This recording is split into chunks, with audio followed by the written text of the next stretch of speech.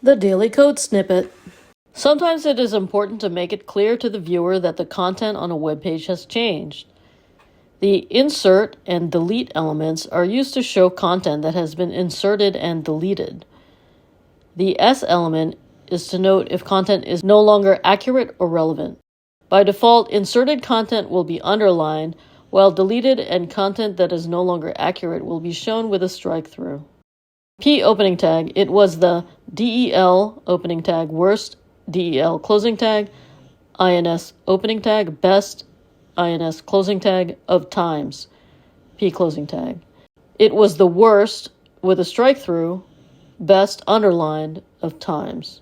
P opening tag, James is the S opening tag vice hyphen S closing tag chairman of the group, P closing tag. James is the vice with a strikethrough chairman of the group. Presented by Designers Learn Code.